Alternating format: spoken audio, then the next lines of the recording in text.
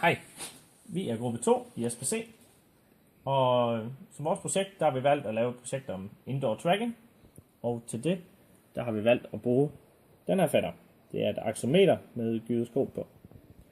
Og det vi har valgt at gøre, det er simpelthen at koble den til D2-bordet, og så har vi skrevet vores egen I2C-handler, som ligesom snakker sammen med selve aksometeret, og fra I2C-delen, der smider vi værdierne over på ST-bussen og ind igennem et filter, som filtrerer den for de værste spikes. Derefter så smider vi det ind i vores selvskrevne positionsalgoritme, og derfra over på memory-bussen, over til NIOS-processoren, hvor vi har tilkoblet en UART-element, og derfra så ud i vores terminalvindue. Når jeg tænder for bordet om lidt, så vil vi se, at der kommer en hel masse værdier op, og vi har opskaleret værdierne rimelig meget, så vi regner faktisk i mikrometer per millisekund, så der kommer rimelig mange værdier ud.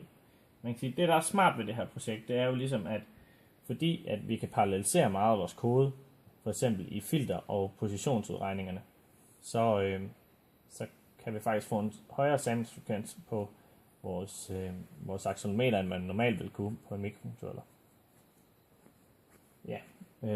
Noget andet, jeg vil sige omkring de værdier, som kommer derop, så er det afstande, der er mål. Det vil sige, at værdierne de vil stå og tælle op eller ned, alt efter hvordan jeg vender accelerometeret.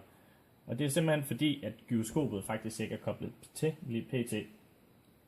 Så vi tager ikke højde for tyngdeaccelerationen. Så den vil jo ligesom stå og tælle med ind i vores, som om at vi bevæger os faktisk. Men det vil meget tydeligt, når jeg tænder for det lige om lidt. Så lad os prøve det. Så trykker jeg her. Og så kommer der en masse værdier ud.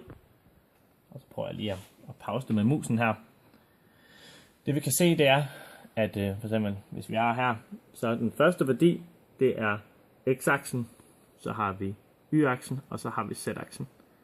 Det enlige tal, der står nedenunder der, det er simpelthen, hvor mange gange vi har countet. Så her har vi allerede haft 1823 værdier.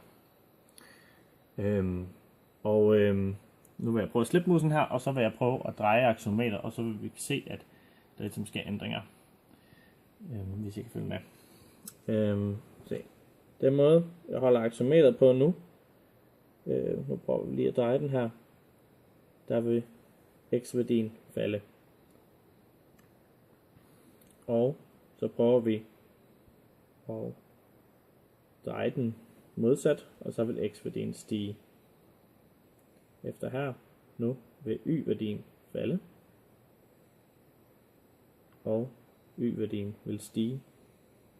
Nu drejer jeg accelerometeret igen, nu vil z-værdien stige, og efter her, der vil z-værdien falde. Og det er simpelthen faktisk projektet. Til det her, der kunne man lave alt muligt. Man kunne indloade det i MATLAB. Man kunne tegne en masse grafer på det, men basically så er det her forstadiet til indoor tracking.